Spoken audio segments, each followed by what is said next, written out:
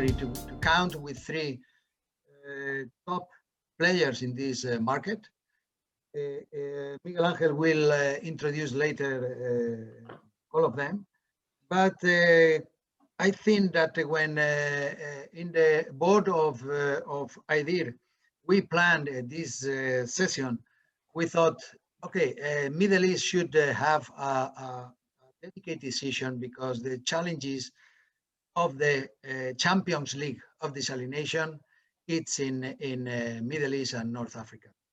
The largest plants in the world are in Middle East, and definitely the new upcoming projects will continue in this region, in North Africa and Middle East.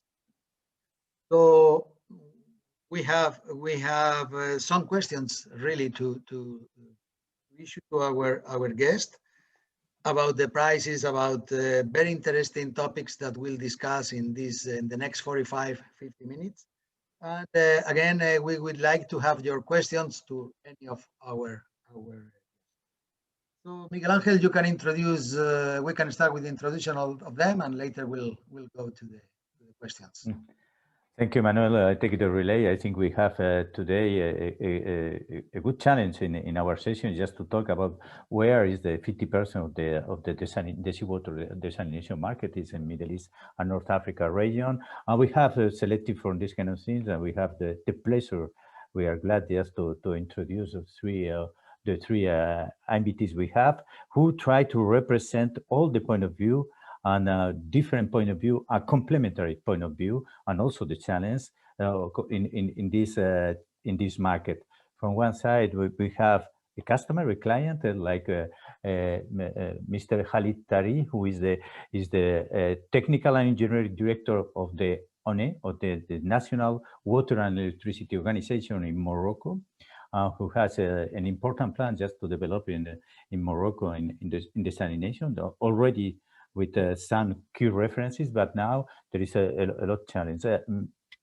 Mr. Khalid has over 30 years experience in water market, and mainly in Morocco. We'll talk later a little bit. The second invitee is Mr. Richard Menezes, who is the managing director of UTICO, who has a lot of experience in this market, but also previously in other markets, who is representing the point of view in the investor in this challenging market. And the last but not the least is Dr. Corrado Sommariva, the founder and CEO of the Sustainable Water and Power Consultant, but is very well known because it's also former president of the International Desalination Association of the European Desalination Society. He's working in this field over the last 35 years. Richard and Corrado, they are living in Morocco, in United Arab Emirates, where is the heart of this challenging market. I think now we start just to go directly to our session. In our session, we try just to put some general question from our three speakers, just to do a first statement of the question, and later on we will try just to collect some questions who are coming from our attendees attending on this conference in the question and answer. I think the people could start just to put the question there, and we try just to select the more important, just to introduce to our invitees. In the case of there is not too many questions, we have also some particular question concerning the different point of view of our three invitees. So I think we can start by the first question for all the three. I think I think we try to do just a general question, the main for everyone, who are, in your opinion, the main three challenges in desalination we have in the MENA region. I think we could start with by Mr. Khalid Tahri. Khalid. Yes, Miguel. Thank you, Chairman. Thank you for all the attendees to this successful Congress. So, in my opinion, and dealing with with my country, Morocco, as you know, suffers the effects of the drought that experienced most countries of the Mediterranean basin region, especially for the last 3 years. And the country is approaching, I think it's the case for many countries of this basin, approaching the water stress threshold, which is about 500 cubic meter per year per inhabitant. Mm-hmm. And this is why earlier Morocco set up a water strategy and a national program covering the period of 2020 and 2027 with a budget allowance of about 11.5 billion euro. And desalination is a component of this program to face this problem of drought. So the main challenge is the challenge of drought in this region. The other challenges are technical. So the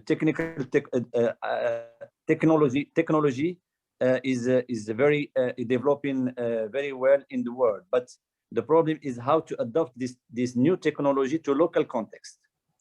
And for instance, there is always a debate when talking about pre-treatment, and especially when we are with the open intake. And in that case, there is always a discussion: is it daft to use or ultrafiltration or double filtration? And to make a choice, we need accurate data about the water quality of the sea in the intake point exactly. And all this needs deep studies, and deep studies needs times. Also, another problem is looking for is financial problem, because as you know, the desalination projects need an important capex, and in that case, we requires a huge amount of money, require time and state guarantees, and a lot of efforts to convince all the stakeholders. Another point is the problem of another challenge. The third challenge is the way of managing projects, desalination project. Is it EPC or PPP? And in each case, in the case of PPP, we need to measure all the technical, financial, as well as legal aspects, which are regarding the risks between the private and the public parties to choose the best solution. This is, in my opinion, three of the challenges that are important to develop desalination projects. Thank you, Khalid. So, do you think that, Khalid, within particularly to your market, what it would be the role of renewable energies into these challenges? So, do you see more of the projects in the short coming time to be powered by solar or by wind power? In my Morocco is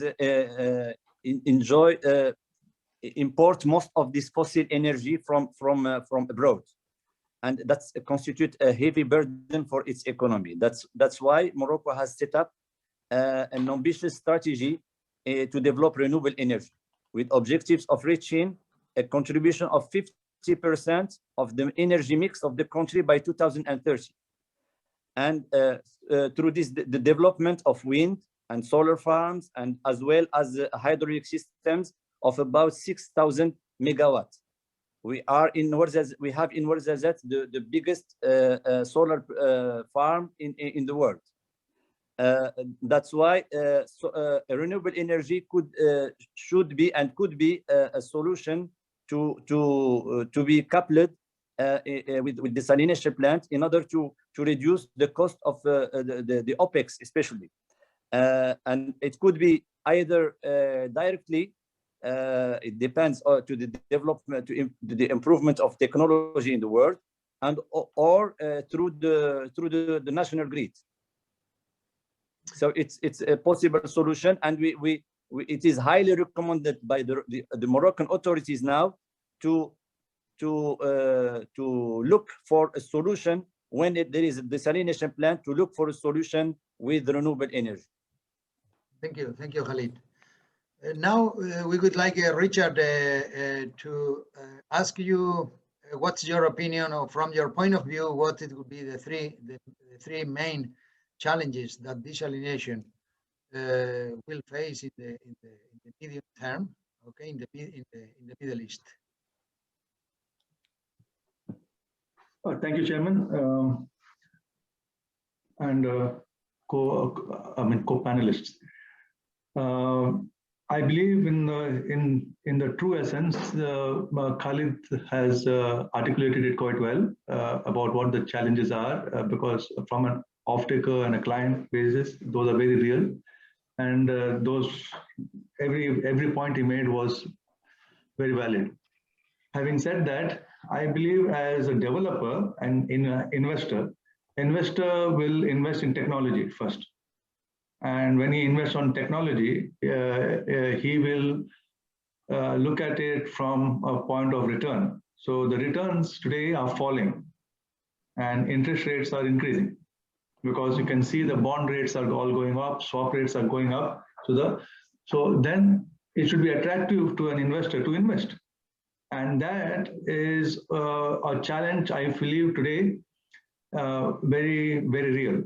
I think for desalination to propagate by our development model, there should be an attractive rate of return. And the rate of return is a derivative based upon the technology, for example, power consumption, chemical consumption, cost of construction, all this, which are all technically and technology related. And then the cost of capital is a derivative of the interest rate structure and the interest rate. So that is becoming more and more challenging. This is one. The second point is, I believe, the selling prices. The customer, like Mr. Khalid, he is looking for the cheapest and lowest tariff that he can get. So if he's looking for the lowest tariff, then it puts more pressure on the investor to make his return from more challenging circumstances and criteria. So this is the second one. The third one is, I believe, the most important, if you ask me, is the customer expectations, because the expectation of the customer is not only tariff. He wants the lowest tariff at the best possible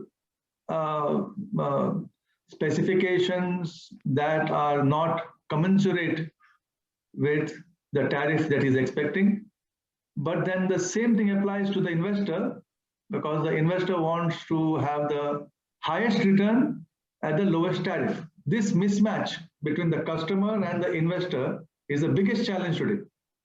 And this is held by the technology, because everyone is investing on technology. They are not investing on a contractor. So I believe the future is based upon how the technology will evolve to meet the expectations of the customer and the investor. That is the biggest challenge. That is what I feel. Thank you, Richard. It's a very interesting point. I think just a small question in this case, because bringing innovation is not easy when you are doing investment in this kind of market, because it's theoretically it's a conservative market. How the private investor could accelerate the arrival of innovation, taking the point of view of the technology is a key point in this investment. How you can accelerate the innovation to this market in a BOT case? Huh? I think the innovation in a BOT case is not only technology, because technology will move at its own pace. You cannot push technology to happen because there is next 3 years, it will happen. It will happen. That is inevitable. But the innovation that is required is in the business models, in the structuring, in the engineering, in the way the investor will get his return, the way it is made more sustainable in terms of expectations that the customer have. Because at the end of the day, the client or the customer must be served, but then so must the investor. And if the investor has to be served, the lenders will want their own pound of flesh. And I think the innovation lies in this meeting the expectations of so many stakeholders, which starts with the customer, the investor, okay, and then the lenders and everyone else. I'm just leaving the contractor out of this because the contractor is not a part of the game. The contractor has to accept what is on the plate, right? So if you keep the contractor out, this is the stakeholders for me: the customer, the investor, the lenders, and then the engineering which supports that. Because everyone is investing on the technology and engineering, not on a contract. So I think this innovation is driven by these people, by these stakeholders who are the key part. And I think it can happen because that is what we need to do today. Thank you. Yeah. And now, Corrado, for you, the same question we have proposed to all the three. For you, what is the three main challenges we have in MENA Desalination? You are on mute. Corrado. Switch on the mic. Okay. Yeah.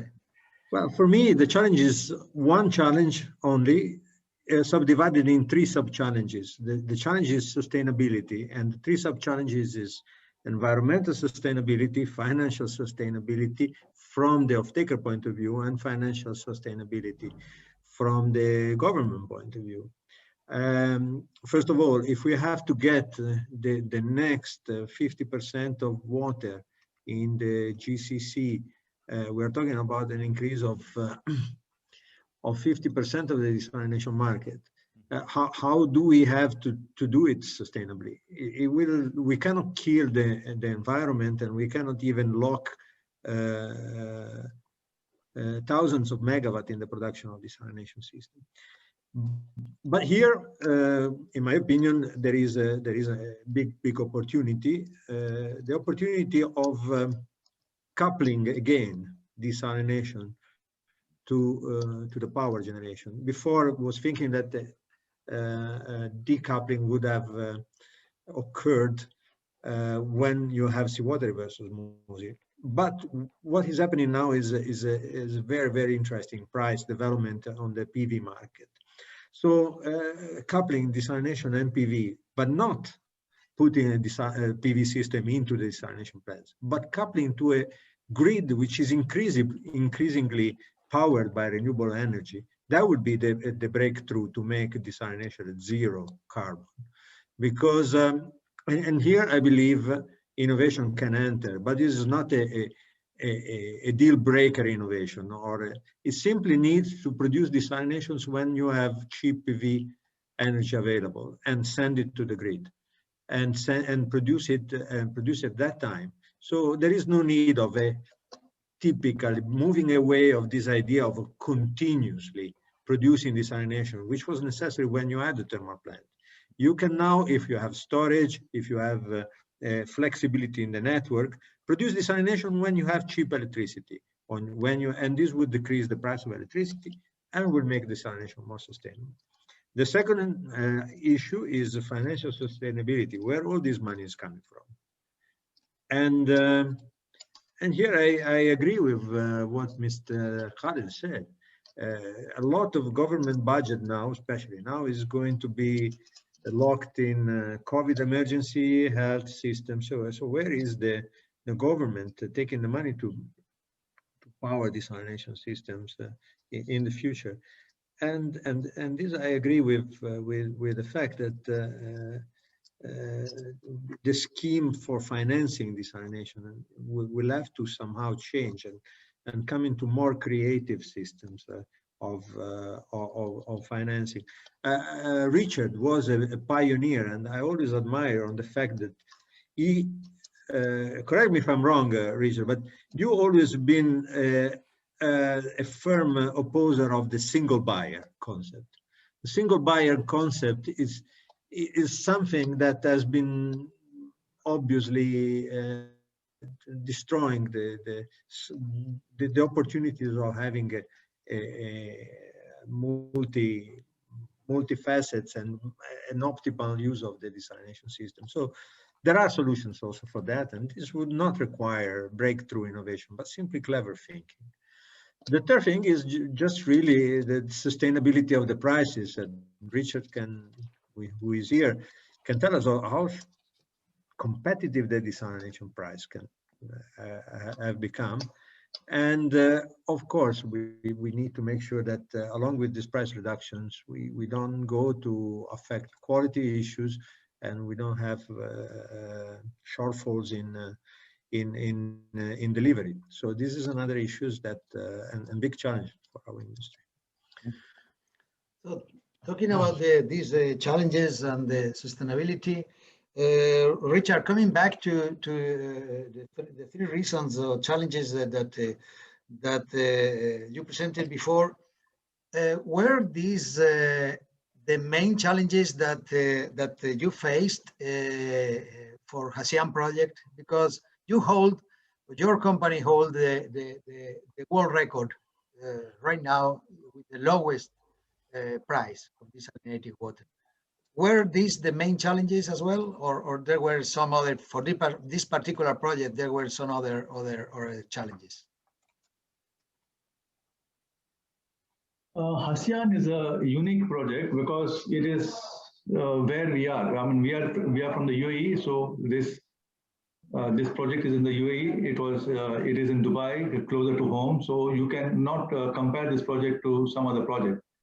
Secondly, Hassian has got also the lowest power tariff available to any IWP in the world. So you can say that the power tariff here was 2.5 US cents. So it is not there for anyone. So if you compare the power tariff to, for example, Tawila, the power tariff was 28 fills, which are around 7 I think, 7 cents, 7.8 cents. So Tawila is 7.8 cents. So if you got a power consumption of 3.2 and you multiply the difference between 2.5 and 7.8 or 5 you will see that it adds immediately around 13 cents. And if you add that 13 cents, it goes to around 41 cents, right? So that is the first thing. Second thing, DEWA has a 35-year WPA versus Tawila of 25. Right? So if you do that, that knocks off another 3 US cents. So you get 43 cents. And then you come back to then the rate of return. The rate of return, Tawila is 8% by the shareholder. Here it is 10%. So then it knocks off another 1 cent. So you come to 42. And then Tawila is powered by, like what Mr. Corrado just now said, a coupling. The original plan for the tariff was to couple a solar plant offsite, a few kilometers away, and wheel it by the grid to the Tawila, right? So that was how the price was bid. Okay, it did not work out like that because the grid did not give the permission and whatever, it went wrong. So if they had not got this, then this tariff would have been higher. So Tawila and Hassian are actually not very far off, if you ask me, because 49 and 43 or 44, it's a difference of around 10%. That's it, 10-11%. So it's not a world record per se, but yes, today it is the world's lowest tariff. It is. Exactly. Yeah, it is. It is, even by comparison, it is. Now, if you ask me how did we do it? Well, the main thing is we are at the backyard. It is our own, like it's like as if I'm going across the road to buy in a supermarket rather than driving far away to buy from somewhere. So it is, my cost of doing this is a lot cheaper. But if you ask to do the same thing somewhere else, we will not be able to compete. I mean, it is how comfortable you are at this tariff and at this location for this particular project. Otherwise, it is impossible. Yeah. I think it's a good question, because everyone is asking how they arrive to 0.277, no? Yeah. it's just a math. If you do the math, it comes in the, it's not that low. It is around 10-11% only from Tawila. So Richard, you couldn't do the same in Morocco, for instance, right? Morocco, I think Mr. Khalid Tahri should know that the key factor is the location of the land, because if the land location is very, very good, it solves around 20% of the problems. Then the tariff is a derivative of the power cost and everything else. But I think the key is the land. If you get a very good land and the seawater intake, outfall, and everything is fine, I think you can expect something close to that. Right. Yes, it's a good point. We take the relay with this technical aspect, because if the land and intake is becoming something important, I think we try just to put a general question to all the three, just starting by Khalid, concerning one of the key points in the technical aspect is the pre-treatment, as Khalid was saying previously. For him, he was worried about these kind of things. In your opinion, I think even in the BOT, all the BOT you are trying just to do, the membranes pre-treatment is taking an important role, or is it still the conventional pre-treatment? You will be more comfortable in this kind of things. Even what is the role of the DAF? What do you think about this kind of technical aspect, Khalid, for Morocco program? In my opinion, and relating to our experience in that field, we started in Morocco with a small desalination plants. So it ranged first with less than 10,000 cubic meter a day. Now we are dealing with the medium sizes, and in both cases we have intake borehole intakes. So in that case, the pre-treatment is easier, and with the sand filtration and the microfiltration, we succeed to have good quality water and with the all standards membranes that are in the market. But when we go to let's say the bigger plants, and we want with a range capacity of more than 60,000 cubic meter a day. Now we cannot manage the project with the boreholes intakes, so we need the open intakes, and in that case the problems and the constraints started. We need the follow-up of the water quality in the intake point for at least 1 year, and it depends also on the even the water when dealing with the measurement. Is it calm, or is it tidy, or in that case is it the data that we get relevant for the design or not? And that's the problem in that case. Which value considers for the design?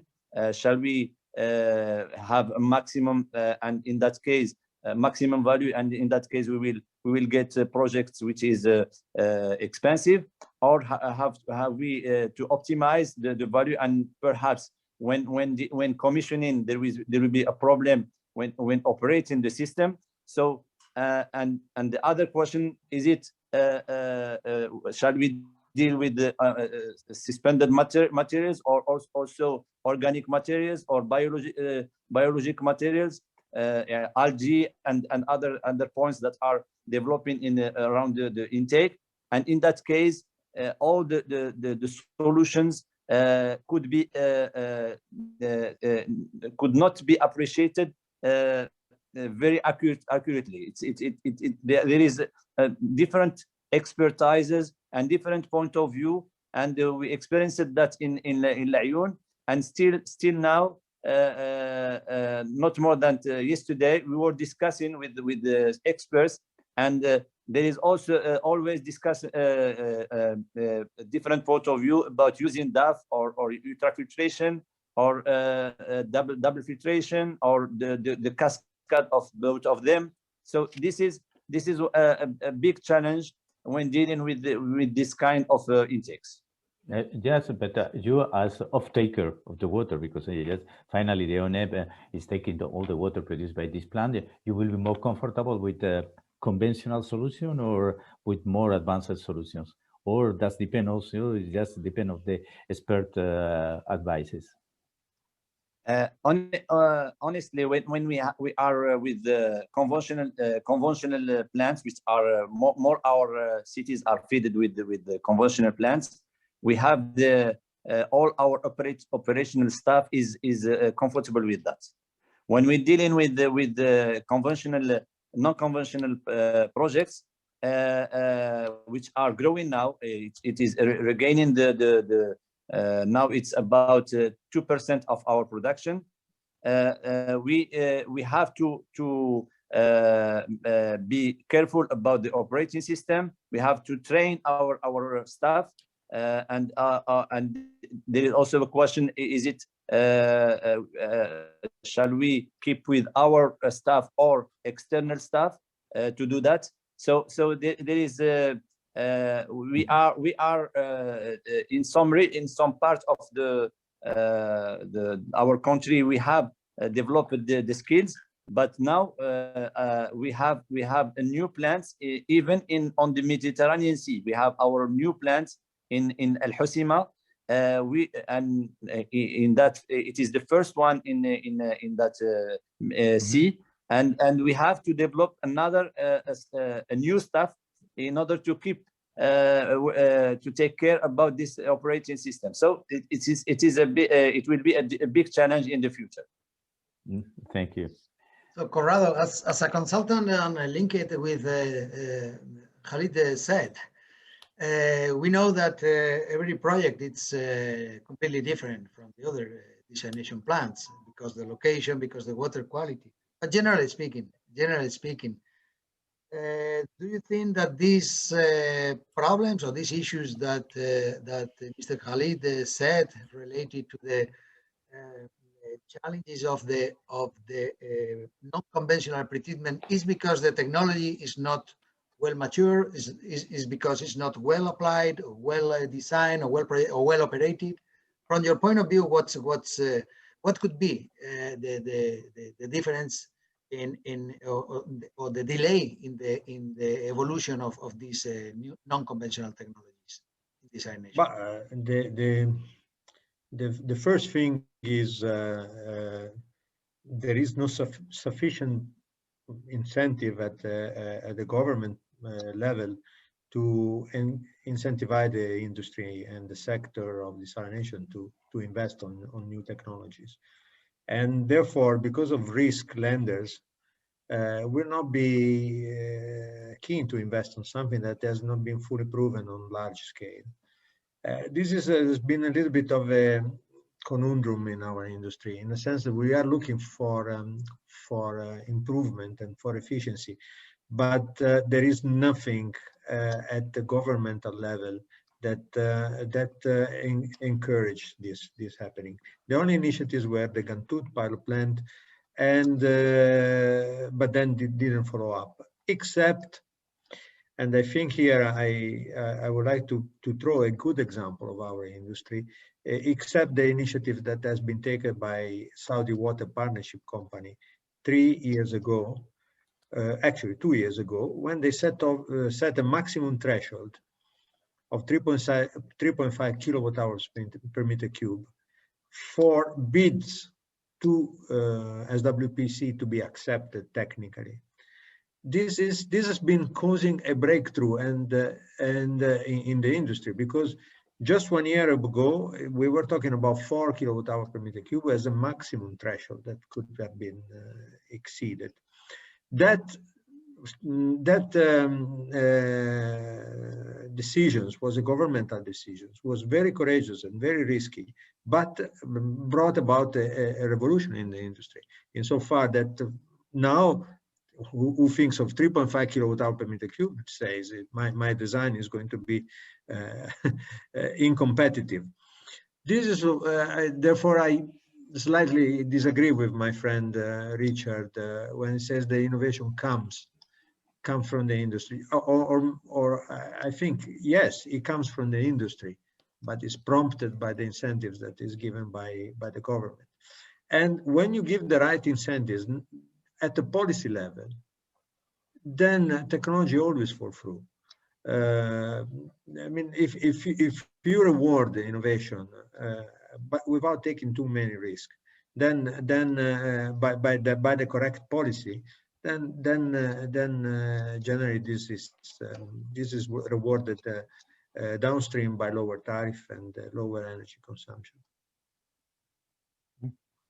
Oh, a good point, Corrado. Just I take taking this point. I take the relay was one of the things you put as a main challenge starting in your assessment. You say there's the grid is the best way just to coupling renewable energies and desalination. So that's implied. It's not the same in every country because this country was totally separated. There is a Ministry of Energy. There is another countries who has the Ministry of Water coupled to sanitation also. But in Middle East, of course, both is electricity and water. That's the same ministry. You means that you need to dissociate the electrical policy to the water policy?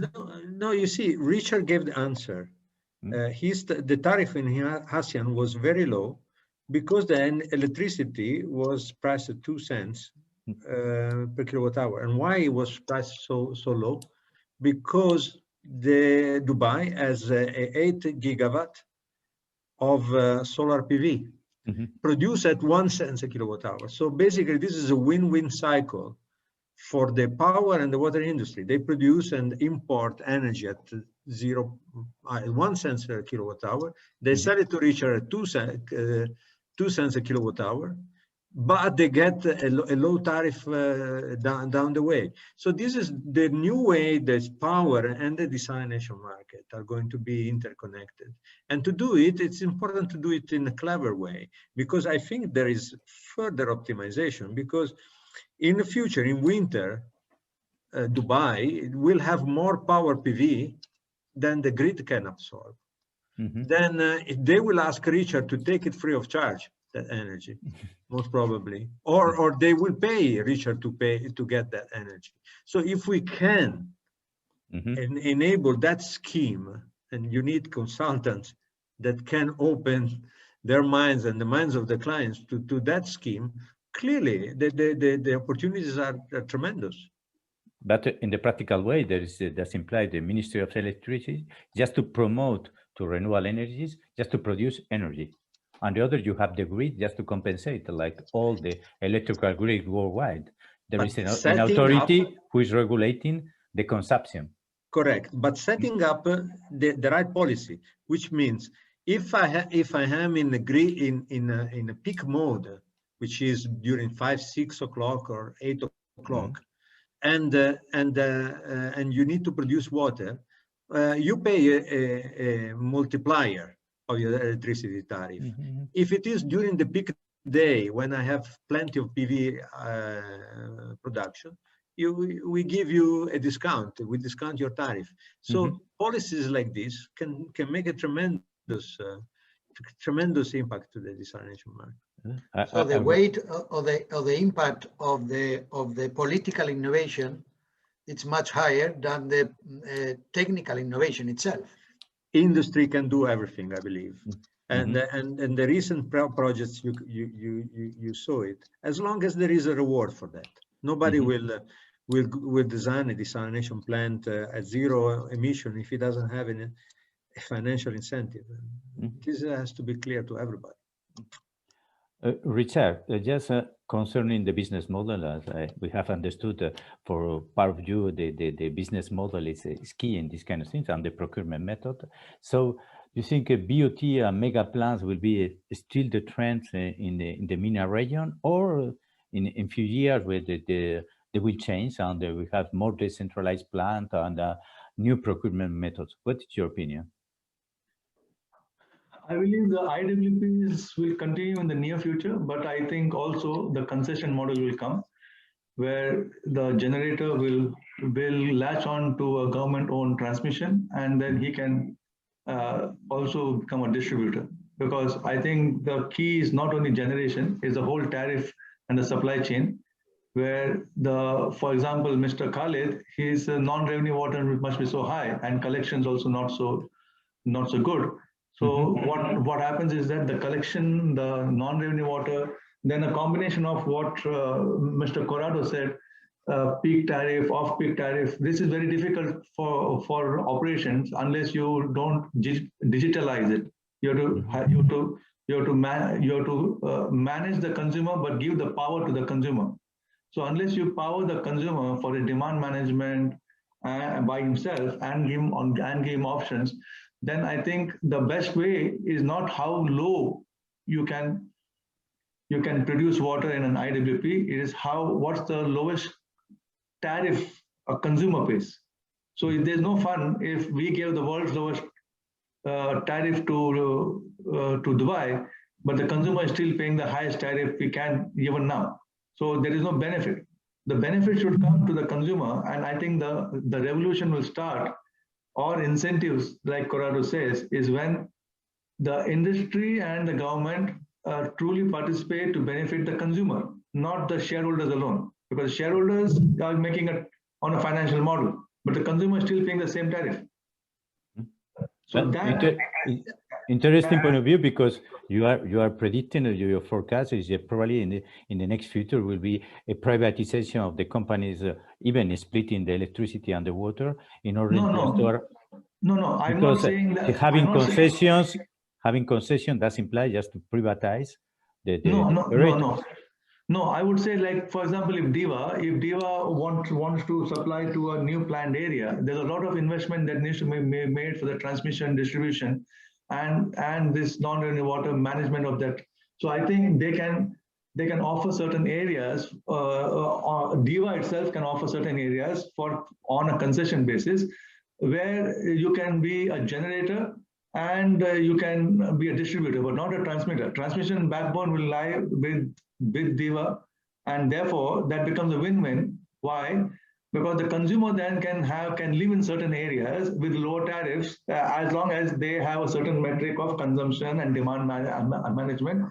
And so for example, the inhabitants of a villa with a jacuzzi is different from an inhabitant of somebody with a 3-bedroom apartment with a 8-member family or 6-member family.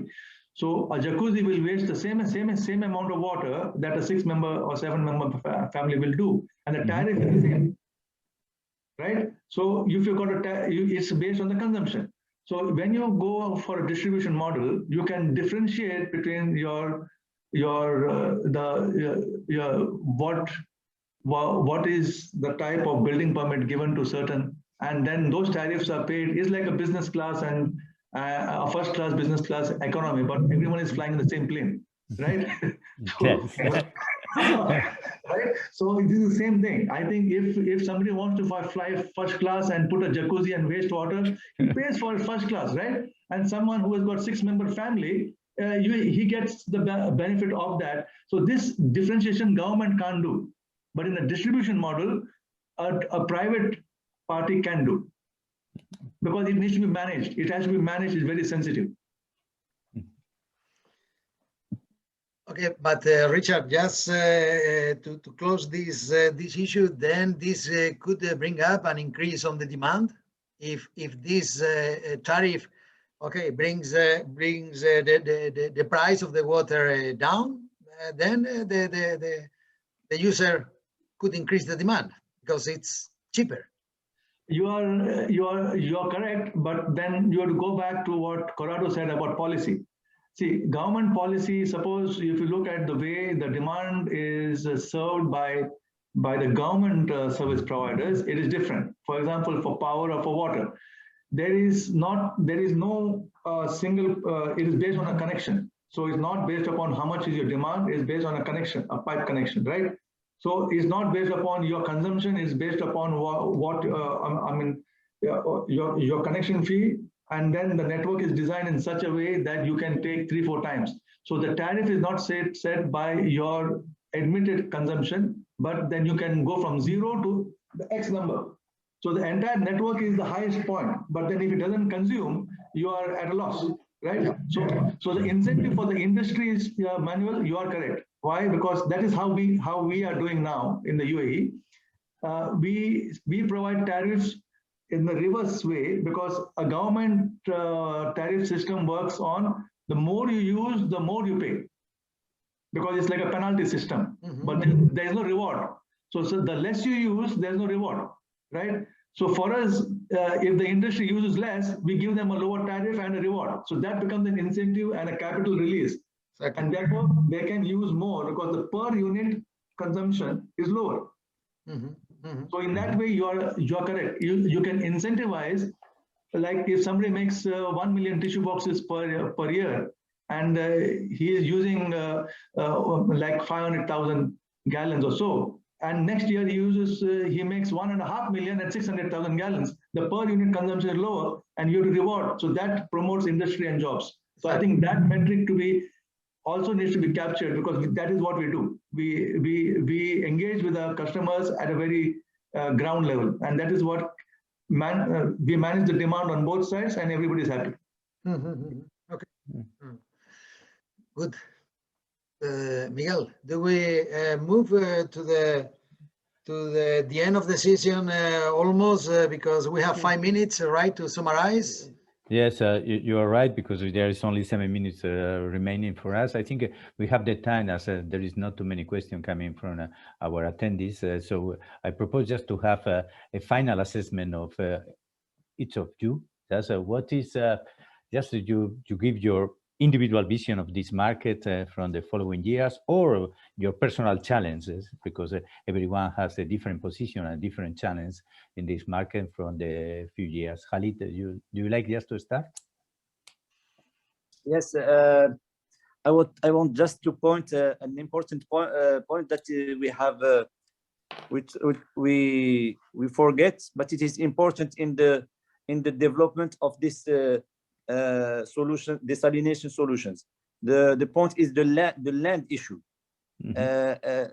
Urbanization of and the demand on land for different purposes, for agriculture, for development of cities and industrial project and development projects, make a big constraints and on the choice of the suitable land for the future desalination plant. Even is it big or small plants, and the population also and the citizens are more sensitive to this point, and you cannot come and choose the land without making a sensibilization campaign in order to make all the people around the project acceptable. Otherwise, we can have a project we design a project, and at the end it will be a failure if we haven't we have highlight this point before at the beginning.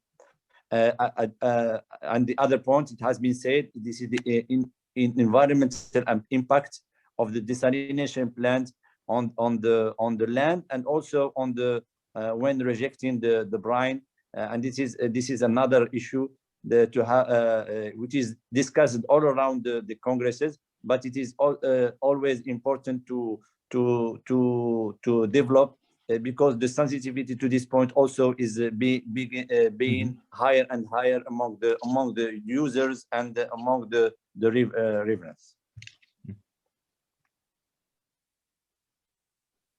Okay, I have just one question, and whoever wants to take it, because we have seen that geopolitically the Middle East is changing as well. We have seen recently close ties and relations between countries that before it was non-thinkable at all, like Israel with Saudi and Emirates.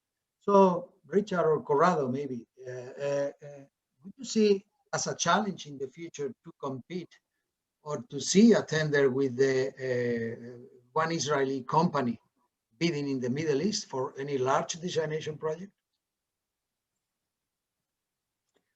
What do you think? They are already bidding. So sorry, they are already participating in Abu Dhabi IDE, and others are already there in the Abu Dhabi tenders already. So they are already. Yes. No, I would welcome them. To be honest, it's a good thing that there's an international play comes into the market. What our industry is rather suffering is the Chineization, if we can, it's not of our industry. This without obviously any political or ethnological or racism, but this is something that has to be controlled, because the shortfalls in quality that at least I observed. But Corrado, they are bringing finance and coming in buckets. That's the problem. I don't know. I don't know. We welcome everybody who can contribute, but playing within the standard of quality that is required by the industry. Well, when you come with cheap finance, you will also get something cheap else. So, well, cheaper than Japanese financing. That's difficult. Huh? So Japanese financing never came with a poor product. One thing is the financing. One thing is the constructions and the capital. And I never saw any Japanese project that has been derailing in terms of quality, or has been derailing in terms of deliverables. I think also China will step up to the challenge, but clearly we have to look at that. Yeah. So, but in a market who is more driven by the investor, that as UTICO is doing, I think the role of DPC is decided by the investor. So it's as you say, the Chineization of the market is controlled by the investor too, no? Not only by the financing. The investor will go where he gets the cheapest EPC. As simple as that. In a sustainable way, I presume. Well, that's a question. Clearly, Richard has something to say. EPC is only around 18 to 22% of the WPA. So whoever goes, for that 18 to 20%, he'll suffer for the balance. 82% or 80%. Yeah. I think we are in a key and hot question, and very interesting, but I think we are right to the end of our session. So yes. I think first I would like just to thank you, all of you, just to accept our invitation and to share this question and the challenge of the MENA market with all IDEA attendees in this virtual conference. And I would like just personally just to thank you, all of you, to share this time with us. Manuel? Yeah, from my side, just to thank you, all of you again. It has been really a pleasure to chat in a casual way with these key guys in our world of desalination, and really it would be a pleasure that to meet up again sooner than later. Thank you for your time. Thank you very much. And I hope to see all of you soon without COVID. Pleasure. Thank you. Thank you, everybody. Bye.